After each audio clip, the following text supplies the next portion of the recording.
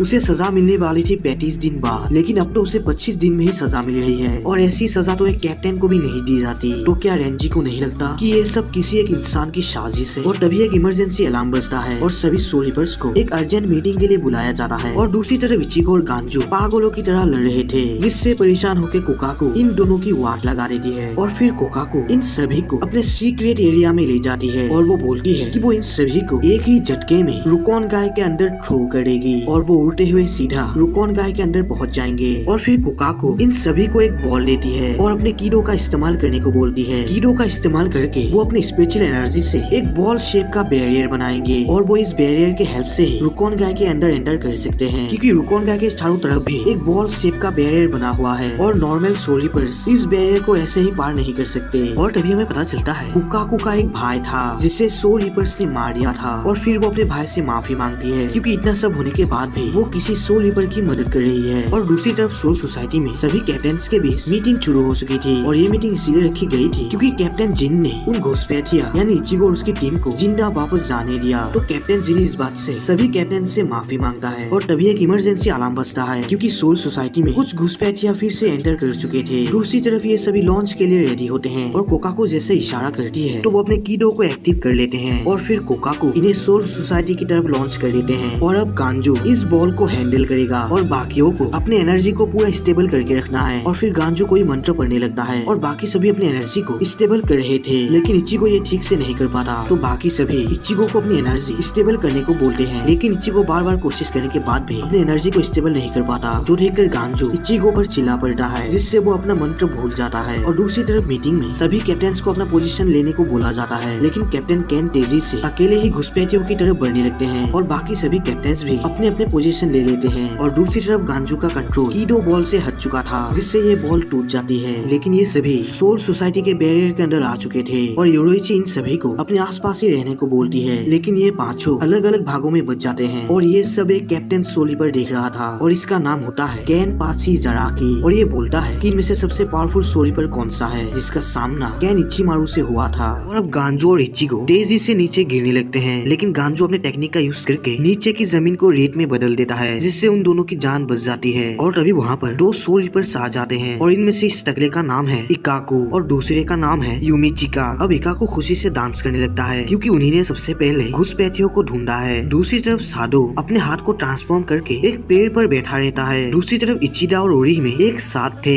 लेकिन फिलहाल ओरिहिमे बेहोश थी, क्योंकि उसने अपने टेक्निक का यूज करके इचिदा और उसे गिरने से बचाया था। और जैसे ही ओरिहिमे को होश आती है, वो दोनों वहाँ से जाने लगते हैं, लेकिन उन्हें भागते हुए पीछे से कोई सोल रीपर देख रहा था। और दूसरी तरफ गांजू इचिगो से बोलता है कि इन दोनों सोल रीपर की स्पिरिचुअल पावर काफी ज्यादा हाई है, वो दोनों ही इन सोल रीपर्स के हाथों मारे जाएंगे, तो भागना ही इनके लिए समझदारी होगी। लेकिन इचिगो भागने से मना करता है, तो इसीलिए गांजू अकेले ही वहाँ से भागने लगता है और इकाको यूमिचिका को गांजू के पीछे भेज देता है। और वो इचिगो से पूछता है कि इचिगो भागा क्यों नहीं, उसका दोस्त समझदार था इसीलिए वो भाग गया। लेकिन इचिगो बोलता है कि बेशक इकाको बहुत शक्तिशाली है, तो इससे भागने का तो कोई मतलब ही नहीं बनता, क्योंकि इकाको उसे आसानी से पकड़ लेगा। लेकिन अगर इचिगो लड़ते हुए इकाको को हरा दे तो इचिगो उससे भी ज्यादा स्ट्रॉन्ग होगा। यह सुनकर इकाको इचिगो से थोड़ा इंप्रेस होता है और वो अचानक से इचिगो के ऊपर अटैक कर देता है, लेकिन इचिगो इस अटैक को डॉज कर लेता है और इन दोनों के बीच थोड़ी बहुत हाथापाई होती है, लेकिन अंत में ये दोनों एक दूसरे को घायल करने में सफल हो जाते हैं। फिर इकाको इचिगो का नाम पूछता है और इचिगो अपना इंट्रोडक्शन देता है कि उसका नाम इचिगो कुरोसाकी है और फिर इकाको अपना इंट्रोडक्शन देता है। दूसरी तरफ गांजू अपने स्किल का यूज करके लगातार यूमिचिका से बच के भाग रहा था, लेकिन भागते भागते वो अचानक एक गड्ढे के सामने रुक जाता है और यूमिचिका बोलता है कि इस गड्ढे में होलोस और कैदियों को रखा जाता है और इस गड्ढे में जो भी गिरता है वो वापस ऊपर नहीं आ सकता। यूमिचिका अपने ब्यूटी को लेकर बहुत सीरियस और घमंडी था और उसके हिसाब से खूबसूरती ही सब कुछ होती है। फिर यूमिचिका अपने जान पख्तों को निकाल लेता है और गांजू को कहता है कि वो क्या पसंद करेगा, इस गड्ढे पर गिरकर मरना या उसके जान पख्तों से मरना। दूसरी तरफ इकाको अपने जान पख्तों के हैंडल से एक मरहम निकालता है और उसे अपने घाव में लगा लेता है, जिससे उसके खून का बहना रुक जाता है। ये देखकर इचिगो बोलता है कि ये तो सरासर चीटिंग है, लेकिन इकाको बोलता है कि ये चीटिंग नहीं बल्कि समझदारी है। और ये दोनों फिर से लड़ने लगते हैं और इचिगो की फाइटिंग स्किल देखकर इकाको इचिगो से कहता है कि इचिगो जिस तरीके से लड़ रहा है इससे साफ पता चलता है कि इचिगो कोई नौसिखिया नहीं है। फिर वो पूछता है कि इचिगो को ट्रेन करने वाला उसका मास्टर कौन कौन है, और इसके आंसर में इचिगो बोलता है कि जिसने उसे ट्रेन किया वो उससे मास्टर नहीं मानता, क्योंकि उसने तो सिर्फ इचिगो को 10 दिन ही ट्रेन किया है। और उस आदमी का नाम है किसुके उराहारा। और उराहारा का नाम सुनकर इकाको थोड़ा घबरा जाता है और कहता है कि अगर उराहारा ने सच में इचिगो को ट्रेन किया है तो उसकी फुल पावर यूज करके इचिगो से लड़ना ही उसके लिए समझदारी होगी। फिर वो अपने जानपक्तों का नाम लेकर उसे एक भाले में ट्रांसफॉर्म कर लेता है और वो इचिगो के ऊपर अटैक कर देता है और इचिगो इन अटैक से बचने लगता है। लेकिन तभी इकाको का भाला 3 भागों में बच जाता है और इचिगो को चारों तरफ से घेर लेता है। दूसरी तरफ यूमिचिका गांजू को मारने वाला होता है, लेकिन गांजू यूमिचिका के आंखों पर रेत फेंक देता है और उसके नीचे की जमीन को रेत में बदल देता है, जिससे यूमिचिका तो बच जाता है लेकिन गांजू खुद नीचे गिर जाता है। अब यूमिचिका को लग रहा था कि गांजू का तो काम तमाम हो चुका है, लेकिन गांजू अपने कैनन बॉल का इस्तेमाल करके उस गड्ढे से ऊपर आने लगता है। यूमिचिका अपने जानपक्तों से उस बॉल पर अटैक करता है, लेकिन इसका कोई फायदा नहीं होता। ये देखकर गांजू कहता है कि इस बॉल पर इन छोटे मोटे अटैक्स का कोई फायदा नहीं। लेकिन तभी यूमिचिका अपने जानपक्तों का नाम लेके उसे ट्रांसफॉर्म कर लेता है और इस बार उसका जानपक्तो कैनन बॉल को छेद करके उसके अंदर घुस जाता है। और ये देखकर गांजू हंसते हुए बोलता है कि अगर इस कैनन बॉल में छेद हो गया तो ये अपने आप ही फट जाता है। और तभी वहाँ पर एक ब्लास्ट होता है और गांजू अपने टेक्निक का यूज करके वहाँ से भागने लगता है। दूसरी तरफ इचिगो के हाथों से खून निकल रहा था, क्योंकि इकाको के अटैक को उसने अपने हाथों से रोक दिया था। और फिर इकाको कहता है कि चाहे इचिगो जितना भी कोशिश कर ले वो इकाको के जानपक्तों के सामने नहीं टिक सकता और उसके लिए हार मारना ही समझदारी होगी। लेकिन इचिगो अपने हाथ का खून रोकने के लिए अपने जानपक्तों का ही कपड़ा मरोड़ लेता है और अचानक से इकाको के ऊपर अटैक कर देता है। लेकिन इकाको वहाँ से हट जाता है और इचिगो का हमला इतना ज्यादा पावरफुल था कि उसके आगे की दीवार पूरी तरीके से टूट जाती है। और इचिगो की अचानक से ऐसी पावर देखकर इकाको भी हैरान होता है। और तभी इचिगो इकाको से बोलता है कि उसे इतनी हमदर्दी दिखाने की कोई जरूरत नहीं और असली लड़ाई तो अभी शुरू हुई है। और इचिगो की ऐसी कॉन्फिडेंस देखकर इकाको भी खुश होता है।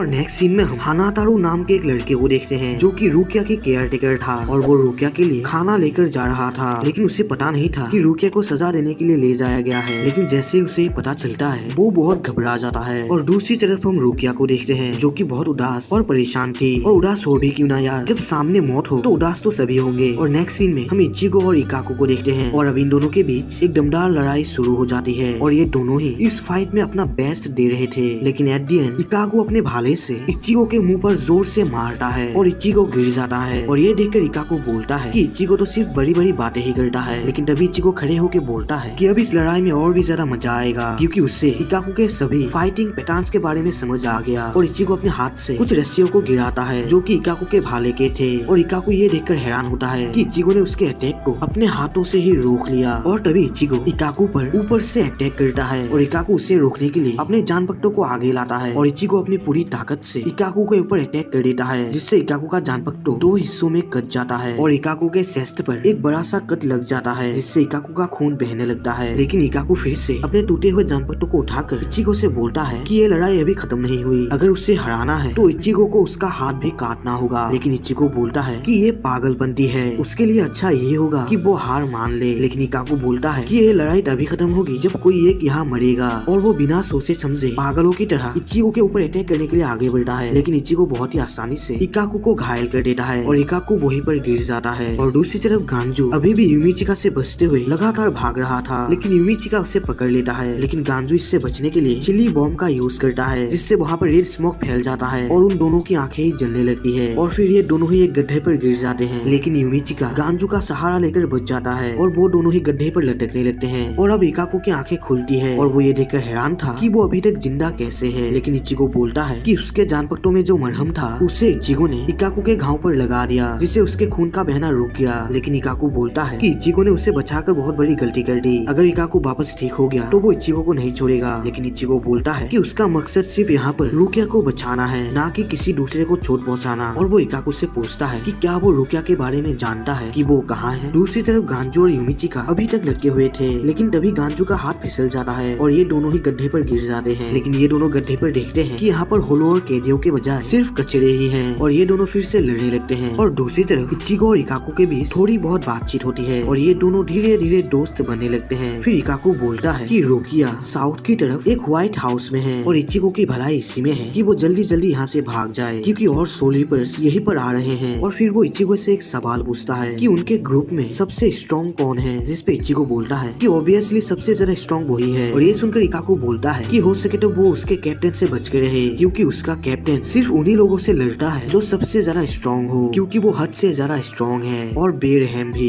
ये सुनकर इचिगो थोड़ा घबरा जाता है और वो उसके कैप्टन का नाम पूछता है, जिसपे इकाको बोलता है उसका नाम केनपाची जराकी है, स्क्वाड 11 का कैप्टन। और वो इचिगो से कहता है कि हो सके तो जिंदा रहना। और फिर इचिगो भागते हुए गांजू को ढूंढने लगता है, लेकिन वो उसे कहीं भी नहीं मिलता और वो बहुत थक भी जाता है। और फिर इचिगो जोर जोर से गांजू का नाम चिल्लाने लगता है और उससे बोलता है कि वो जहाँ भी है उससे एक हिंट मैसेज दे। और फिर इचिगो की चीख कुछ सोलीपर सुन लेते हैं और वो इचिगो के पीछे भागने लगते हैं। और दूसरी तरफ गांजू और यूमिचिका अभी भी लड़ रहे थे और तभी इचिगो की आवाज इन दोनों को भी सुनाई देती है। और यूमिचिका इचिगो को बेवकूफ बुलाता है क्योंकि वो पागलों की तरह चिल्ला रहा था, लेकिन गांजू बोलता है कि बेवकूफ इचिगो नहीं बल्कि वो खुद है, क्योंकि इचिगो इस तरीके से लगातार चिल्ला रहा है। इसका मतलब इचिगो ने यूमिचिका के पार्टनर को हरा दिया। ये सुनकर यामिचिका कहता है कि ऐसा हो ही नहीं सकता, क्योंकि उनका स्क्वाड तो कॉम्बैट्स में पहले नंबर पर है और इकाको तो 3rd रैंक पर है। और अब यामिचिका का ध्यान भटक चुका था। इसका फायदा उठाकर गांजू उसके ऊपर कुछ पटाखे फेंक देता है और वो फट जाते हैं। गांजू इस मौके का फायदा उठाकर यामिचिका से दूर भाग जाता है और उसके ऊपर कुछ छोटे छोटे बॉल्स फेंक देता है। और यामिचिका जैसे इस बॉल्स को काटता है वो भी फट जाते हैं। और अब यामिचिका बहुत गुस्सा था क्योंकि उसके फेस पर एक छोटा कट लग चुका है। और तभी यामिचिका अचानक से गांजू के पीछे आ जाता है और उसके पीठ पर एक बड़ा कट लगा देता है, जिससे गांजू दूर जाकर फिर से गड्ढे पर लटक जाता है। लेकिन गांजू अपनी टेक्निक को यूज करके फिर से ऊपर आ जाता है और गांजू फिर से अपनी टेक्निक को यूज करता है, जिससे उसके आसपास की पूरी जमीन ही टूट के बिखर जाती है। लेकिन यामिचिका इससे बच के ऊपर चला जाता है। लेकिन तभी गांजू फिर से एक बॉम्ब को यामिचिका के मुंह पर मारता है और एक बड़ा ब्लास्ट होता है, जिससे दूर से इचिगो और कैप्टन केनपाची भी देख लेता है। और केनपाची दीवार को तोड़ते हुए उस डायरेक्शन पर जाने लगता है और ऊपर से ओरिहिमे और इचिडा कैप्टन केनपाची को देख रहे थे और वो दोनों प्लान करने लगते हैं कि अब उन्हें कहाँ जाना चाहिए। लेकिन तभी इचिडा ये देखकर हैरान होता है कि रुकिया के पीछे एक बड़ा सोलीपर आ चुका है और वो सोलीपर ओरिहिमे के ऊपर अटैक कर देता है, लेकिन इचिडा उसे बचा लेता है। और दूसरी तरफ योरोइची ऊपर से सभी को ढूंढने लगती है और वो सभी को जिंदा रहने को बोलती है। दूसरी तरफ ओरिहिमे शॉक थी क्योंकि इचिडा ने इतनी तेजी से उसे बचाया कि ओरिहिमे कुछ देख ही नहीं पाई। और तभी वो सोलीपर इन दोनों के ऊपर फिर से अटैक कर देता है, लेकिन वो दोनों इससे भी बच जाते हैं। लेकिन वो सोलीपर इचिडा के आंखों पर धूल फेंक देता है, जिससे इचिडा का बैलेंस बिगड़ जाता है और वो नीचे गिरने लगता है। और ओरिहिमे सोचती है कि अब उसे ही लड़ना होगा और वो सुबाकी को समन करती है, लेकिन ओरिहिमे हिचकिचाने लगती है क्योंकि वो किसी को भी मारना नहीं चाहती। और फिर सुबाकी अपनी पूरी तेजी से सोलीपर के ऊपर अटैक करने के लिए जाता है, लेकिन वो सोलीपर बहुत ही आसानी से सुबाकी को घायल कर देता है। ये देखकर सुबाकी बोलता है कि ऐसा इसलिए हुआ क्योंकि ओरिहिमे हिचकिचा रही थी और उसने एम ठीक से नहीं किया। और तभी वो सोलीपर ओरिहिमे के पास आता है और ओरिहिमे से कहता है कि ये एक बैटल फील्ड है और बैटल फील्ड पर कोई भी किसी पर रहम या दया नहीं दिखाता, यहाँ पर सिर्फ मारने की चाहत होनी चाहिए। और वो ओरिहिमे को मारने ही वाला होता है, लेकिन तभी एक एरो आके उस सोलीपर को रोक देता है और ये इचिडा ने किया था। फिर इचिडा उस सोलीपर से बोलता है कि उसे मारने की चाहत भला कोई चाहिए है ना, तो वो उससे लड़े क्योंकि उसके पास कोई रहम या दया नहीं है। और ये सोलीपर इचिडा को देखकर ही समझ गया कि ये क्वींसी है। और इचिडा इस बार बहुत ही अलग लग रहा था क्योंकि उसका धनुष भी अलग है और उसका ड्रेस भी अलग है और साथ ही साथ उसकी स्पिरिचुअल पावर भी काफी बढ़ चुकी है। और फिर वो सोलीपर अपने जान पट्टों का नाम लेकर उसे ट्रांसफॉर्म कर लेता है, जो कि बहुत सारे ब्लेड्स में बदल जाती है। और वो सोलीपर बोलता है कि उसका नाम जीरोबो है, स्क्वाड 4 से, और उसकी ब्लेड्स बहुत ही तेज और नुकीले हैं, जिसके अटैक से आज तक कोई भी नहीं बच पाया। लेकिन इचिडा अपने एक ही अटैक से जीरोबो के सभी ब्लेड्स को डिस्ट्रॉय कर देता है। और ये देखकर मैं भी हैरान था कि इचिडा इतना पावरफुल बन कैसे गया। जीरोबो ये देखकर घबरा जाता है और जैसे ही वो अपने जान पट्टों को निकालता है, इचिडा फिर से जीरोबो के हाथ पर अटैक कर देता है, जिससे जीरोबो घायल हो जाता है। नेक्स्ट सीन में कुछ सोलीपर्स को एक कैप्टन ऑर्डर देता है कि ये सभी जाकर जल्दी घुसपैठियों को ढूंढे और उसके पास लेके आए, क्योंकि वो उसके ऊपर एक्सपेरिमेंट करना चाहता है। और इस कैप्टन का नाम है कैप्टन कुरोत्सुकी और ये लड़की कुरोत्सुकी की लेफ्टिनेंट है और इसका नाम है नीमू कुरोत्सुशी। नीमू कैप्टन से बोलती है कि स्क्वाड 11 के इकाको घुसपैठिया के साथ लड़ा और हार गया। ये सुनकर कैप्टन खुश होता है क्योंकि उसका एक्सपेरिमेंट सब्जेक्ट थोड़ा बहुत स्ट्रॉन्ग है। दूसरी तरफ इचिडा और जीरोबो की फाइट चल रही थी और रुकिया ये नोटिस करती है कि इचिडा पहले से काफी ज्यादा स्ट्रॉन्ग और काफी फास्ट हो चुका है। और फिर जीरोबो फिर से अटैक करने वाला होता है, लेकिन इचिडा अपने 2 एरो को जीरोबो के पैर पर मारता है, लेकिन ये 2 एरो जीरोबो को टच नहीं करती, जिसपे इचिडा बोलता है कि जीरोबो को जरा सोचने की जरूरत नहीं है, उसने ये शॉट जानबूझकर मिस किया, या फिर समझ लो उसने जीरोबो के ऊपर हमदर्दी दिखाई, लेकिन अगली बार वो हमदर्दी नहीं दिखाएगा। और ये सुनकर जीरोबो अपना सिर झुका के बोलता है कि वो ये लड़ाई हार चुका है और इचिडा चाहे तो उसे मार सकता है, क्योंकि इचिडा इतना ज्यादा फास्ट और स्ट्रॉन्ग है, वो चाहकर भी उससे नहीं जीत सकता। इसके रिप्लाई में इचिडा बोलता है कि वो एक क्वींसी है और सोल रिपर्स क्वींसीज के पुराने दुश्मन है, लेकिन इचिडा जीरोबो को नहीं मारेगा क्योंकि वो बहुत कमजोर है और इचिडा कमजोर जीरोबो को मारना बिल्कुल भी पसंद नहीं करता और वो जीरोबो से बोलता है कि उसका मन बदलने से पहले वो यहाँ से भाग जाए क्योंकि अगली बार इचिडा उसे जिंदा नहीं छोड़ेगा। लेकिन जीरोबो मौके का फायदा उठाकर अचानक से ओरिहिमे के ऊपर अटैक करने के लिए जाता है, लेकिन तभी अचानक इचिडा ओरिहिमे के आगे आ जाता है। इचिडा इतना ज्यादा फास्ट होता है कि जीरोबो उसे सेंस ही नहीं कर पाता और मैं ये देखकर हैरान हूँ कि इचिडा पहले से इतना पावरफुल था या फिर वो इन दिनों में ही इतना ज्यादा पावरफुल बन गया। खैर बाय द वे इचिडा की स्पीड देखकर ओरिहिमे और जीरोबो भी शॉक में पड़ जाते हैं और इचिडा जीरोबो से बोलता है कि जब वो उससे नहीं लड़ पाया तो उसने अपना टारगेट ही बदल लिया और इचिडा ने कहा था कि वो दोबारा जीरोबो को बचने का चांस नहीं देगा। और फिर इचिडा अपने दो एरो को जीरोबो पर चला देता है और जीरोबो दूर जाके गिरता है और ये दोनों जीत जाते हैं। फिर ओरिहिमे इचिडा से पूछती है कि क्या जीरोबो मर गया, लेकिन इचिडा बोलता है कि वो मरा नहीं है, लेकिन उसने अपनी सोल पावर को खो दिया। अब वो कभी भी सोल रिपर नहीं बन पाएगा क्योंकि इचिडा ने उसके सोल सेन को डिस्ट्रॉय कर दिया है। दूसरी तरफ गांजू के पीछे बहुत सारे सोल रिपर्स पड़े हुए थे और गांजू लगातार भाग रहा था। तभी गांजू अपने सामने इचिगो को देखता है और इचिगो को देखकर वो बहुत ही ज्यादा खुश हो जाता है, लेकिन इचिगो की कंडीशन भी वैसे ही थी जैसी फिलहाल गांजू की है और अब इन दोनों के पास लड़ने के सिवाय और कोई भी चॉइस नहीं था। तो वो दोनों बाकी सोल रिपर से लड़ने लगते हैं। तभी हानातारू अपने सामने बहुत सारे सोल रिपर्स को इकट्ठे देखता है और वो वहाँ देखने के लिए जाने लगता है कि वहाँ चल क्या रहा है, लेकिन तभी हानातारू का पैर फिसल जाता है और वो सोल रिपर्स के बीच में से गुजर के सीधा इचिगो और गांजू के सामने गिरता है। और हानातारू को देखकर गांजू एक स्माइल देकर इचिगो से कहता है कि उन्हें इस जमीले से निकलने का तरीका मिल चुका है, जिसपे इचिगो बोलता है कि क्या किस्मत है, उससे भी ऐसा ही लगता है। और वो दोनों हानातारू को पकड़ के उसे हॉस्टेज बना लेता है और वो बाकी सोल रिपर्स को धमकी देके कहता है कि अगर वो उन्हें यहाँ से जाने के लिए रास्ता नहीं देंगे तो वो उनके दोस्त को मार देगा। दूसरी तरफ कैप्टन केनपाची लगातार घुसपैठियों को ढूंढ रहा था, लेकिन वो हर बार गलत रास्ते पर चला जाता है और उसकी लेफ्टिनेंट याचिरो केनपाची को रास्ता दिखाती है जो कि हर बार गलत होता है। फिर केनपाची याचिरो से पूछता है कि वो इस बार सही रास्ते पे ही जा रहे हैं ना, जिसपे याचिरो बोलती है कि वो बिल्कुल सही डायरेक्शन में जा रहे हैं और आप लोग देख ही सकते हैं कि ये कितने सही रास्ते पर जा रहे हैं। दूसरी तरफ ये दोनों अभी भी सोल रिपर्स को धमका रहे थे,